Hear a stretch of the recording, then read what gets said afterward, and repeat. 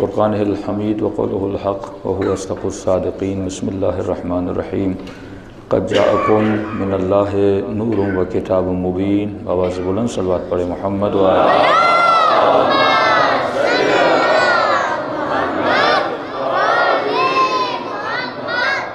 پروردگار عالم اس ماہ میں ہماری عزاداری کو اپنی بارگاہ میں قبول فرما دے، اور جس مقصد کی وجہ سے یہ مجالس برپا کی جاتی ہیں ان مقاصد میں ہم سب کو کامیابیاں نصیب فرما دے۔ جس سائے کریمہ کو سرنامہ کلام بنایا، آیت تو بہت چھوٹی ہے لیکن پیغام بہت بڑا لے کر آئی ہے کہ اللہ کی طرف سے تمہاری ہدایت کے لیے دو چیزیں آئیں، ایک کتاب، دوسرا نور۔ یہاں پہ اختلاف پایا جاتا ہے کہ یہ جو لفظ نور ہے اس سے مراد یہی کتاب ہے، یہی قرآن ہے، لیکن اکثر مفسروں نے لکھا کیونکہ نور اور کتاب کے درمیان اللہ نے واو کا لفظ استعمال کیا، اور واو کا ترجمہ اگر اردو میں کیا جائے تو اور کی معنی میں آتا ہے، یعنی ہم نے تمہاری ہدایت کے لیے نور اور کتاب بھیجی، تو پتہ چلا نور اور ہے، کتاب اور ہے۔ اب نور کو سمجھانے کے لیے آپ سب کی آنکھیں مجھے دیکھ رہی ہیں، میری آنکھیں آپ کو دیکھ رہی ہیں، تو اگر آنکھیں بند ہوں تو نہ میں آپ کو نظر آؤں، اور میں بند کروں تو آپ مجھے نظر نہ آئیں، تو پتہ چلا دیکھنے کے لیے آنکھوں کا ہونا بہت ضروری ہے۔ اگر آنکھیں نہ ہوں تو کوئی چیز نظر نہیں آتی، لیکن ایک اور چیز بھی ہے، اگر وہ نہ ہو تو آنکھوں کے باوجود آپ مجھے نہیں دیکھ سکتے۔ وہ کون سی چیز ہے؟ وہ ہے نور، وہ ہے روشنی، وہ ہے لائٹ۔ اب فرق نہیں پڑتا سورج کی ہے، چاند کی ہے، بلب کی ہے، اس کا ہونا ضروری ہے۔ فرمایا جس طرح آنکھوں کے ہوتے ہوئے اگر روشنی نہ ہو تم ایک دوسرے کو نہیں دیکھ سکتے، بالکل اسی طرح قرآن کے ہوتے ہوئے اگر نور نہ ہو تو قرآن کی حقیقت کو نہیں پڑھ سکتے۔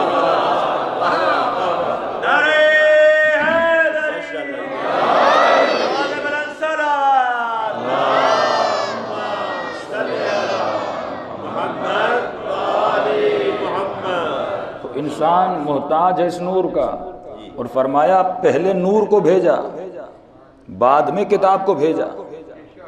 جب روشنی ہوگی تو اس کتاب کو پڑھ پاؤ گے، جب روشنی ہوگی تو کائنات کو دیکھ پاؤ گے۔ تو ظاہری نور اتنا باکمال ہے، اگر نہ ہو تو اے سی نہیں چلتی، اگر نہ ہو تو پنکھا نہیں چلتا، اگر نہ ہو تو یہ مائک کام نہیں کرتے۔ جب ظاہری نور ہماری زندگیوں میں آتا ہے تو گھروں میں روشنی آ جاتی ہے۔ اب تصور کرو جس زندگی میں باطنی نور آ جائے، نور مصطفیٰ آ جائے، تو میرے مولا فرماتے ہیں جس کی زندگی میں ہمارا نور آ جاتا ہے، ہماری معرفت کا نور آ جاتا ہے، اس زندگی سے گمراہی ختم ہو جاتی ہے، ہدایت آ جاتی ہے، نجاست مٹ جاتی ہے، طہارت آ جاتی ہے، ضلالت مٹ جاتی ہے، اور ہدایت کے دروازے کھل جاتے ہیں۔ تو فرمایا ظاہری نور بھی باکمال ہے، باطنی نور بھی باکمال ہے۔ جب تک یہ نور نہیں ہوگا تب تک تو قرآن کی حقیقت کو نہیں سمجھ سکتا۔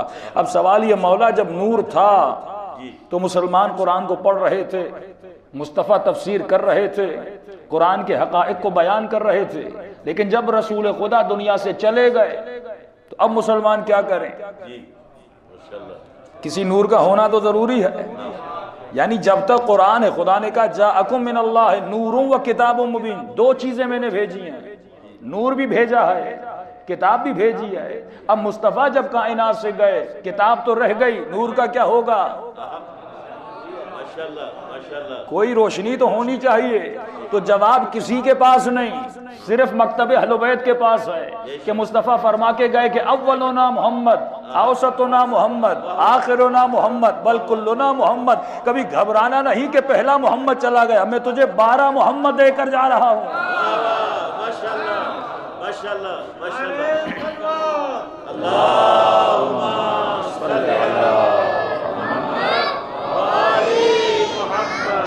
تو خوش نصیب ہیں وہ جو اہل بیت کے در کے ماننے والے ہیں۔ کیونکہ آپ 12 نوروں کے ماننے والے ہیں۔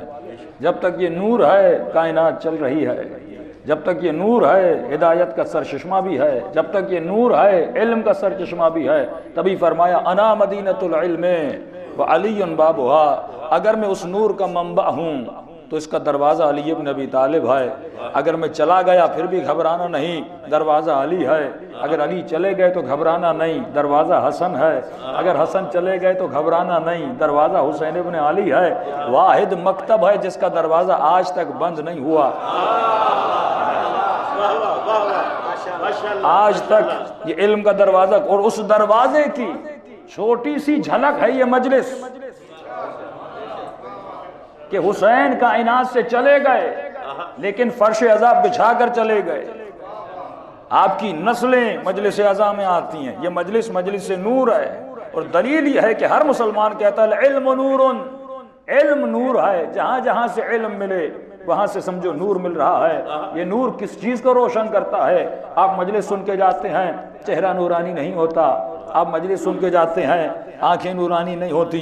مولا پھر یہ کیسا نور ہے؟ یہ کس جگہ کو نورانی کر رہا ہے؟ فرمایا اس جگہ کو نورانی کر رہا ہے جس کو صرف ملائک دیکھ سکتے ہیں۔ مولا وہ کون سی جگہ ہے؟ فرمایا تمہارے دل کو نورانی کر رہا ہے۔ مجلس علم انسان کے دل کو نورانی کرتا ہے۔ لیکن سوال یہ ہے جب ان لوگوں نے اس نور کا دروازہ چھوڑا اس کی وجہ کیا تھی؟ جب کربلا میں جاتے ہیں سب لوگ اہل بیت کو جانتے تھے، ان کی عظمت کو، ان کی کرامت کو، ان کے تمام تر افعال کو، کہتے تھے سب سے بڑی سخی یہ ہیں، کہتے تھے سب سے بڑے شجاع یہ ہیں، کہتے تھے یہ کریم بھی ہیں، یہ عابد بھی ہیں، یہ زین العابدین بھی ہیں، یہ باقر العلوم بھی ہیں، لولا سنتان لہلک نعمان کی باتیں بھی آئیں، اگر ان کے در پہ نہ جاتے ہم ہلاک ہو جاتے۔ پھر وجہ کیا ہے کہ انہی کے در کو چھوڑا، انہی سے دشمنی کی، انہی سے دوری اختیار کی۔ معصوم فرماتے ہیں اس لیے چھوڑا کیونکہ ان کے وجود میں عقل نہیں تھی۔ اگر عقل ہوتی یہ کبھی در اہل بیت کو نہ چھیڑتے۔ تو فرمایا قیامت کے دن کچھ ایسے لوگوں کو لایا جائے گا اور خدا کہے گا ان کو جہنم کے حوالے کر دو۔ کہیں گے پروردگار ہم تو نماز بھی پڑھتے تھے، ہم تو روزہ بھی رکھتے تھے، ہم تو عبادت بھی کرتے تھے، پھر ہمیں جہنم میں کیوں ڈالا جا رہا ہے؟ اللہ کی آواز آئے گی کہ تم نے میرے نبی کو قتل کیا ہے۔ یہ تعجب میں کہے گا خدا میں تو 1970 میں پیدا ہوا، اس وقت تو تیرا کوئی نبی نہیں تھا۔ میں تو 60 اور 88 میں پیدا ہوا، اس وقت تو کوئی نبی نہیں تھا۔ اے خدا میں نے کون سے نبی کو قتل کیا؟ ارے میں تو اس کو کلمہ پڑھتے پڑھتے تھک گیا، میں تو روزے رکھ کے تھک گیا، میں تو نمازیں پڑھ کے تھک گیا۔ اللہ کی آواز آئے گی میں نے 2 نبی تجھے دیے تھے، ایک نبی ایکسٹرنل تھا، ایک نبی انٹرنل تھا۔ ایکسٹرنل نبی کا نام تھا محمد، انٹرنل نبی کا نام تھا عقل۔ تم نے اپنی عقل کو قتل کیا۔ فرمایا وہ قاتل عقل ہے جو حق کو چھوڑے اور باطل کے پیچھے جائے۔ وہ زمانہ گیا کہ آپ حدیثیں پڑھیں، روایتیں پڑھیں اور کسی کو شیعہ بنائیں۔ بہترین طریقہ کسی کو اہل بیت کے در پہ لانے کا ہے عقل۔ اور تعجب سے کہنا پڑتا ہے جو در عقل کے ماننے والے ہیں اگر انہی میں بے عقلی آ جائے۔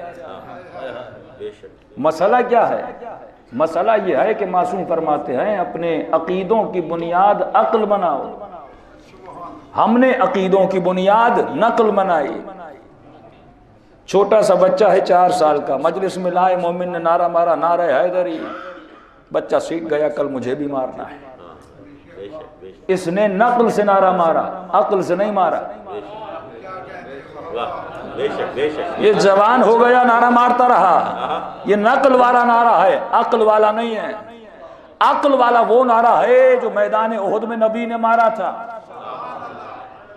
جو یقین کر کے مدد مانگے، وہ عقل کا نعرہ ہے۔ کیا ہے کہ آج کا ہی مسلمان ہے نا، کلمہ پڑھتا ہے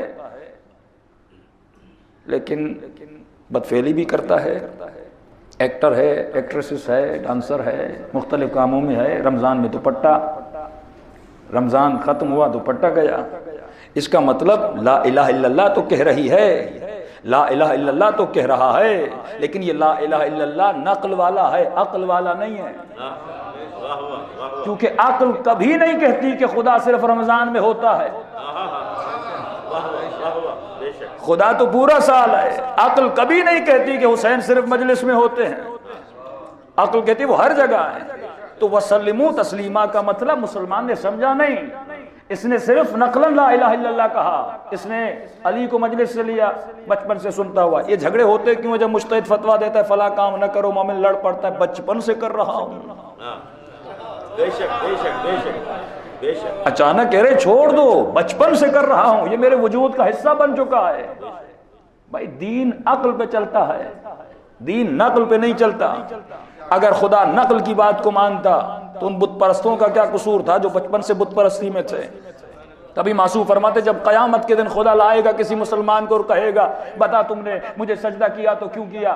اگر جواب یہ ملا خدا تمہیں اس لیے سجدہ کیا کیونکہ میرے ماں باپ کرتے تھے، میرے آبا و اجداد کرتے تھے، فوراً خدا بت پرست کو لائے گا، بتا تو نے بت کو سجدہ کیوں کیا؟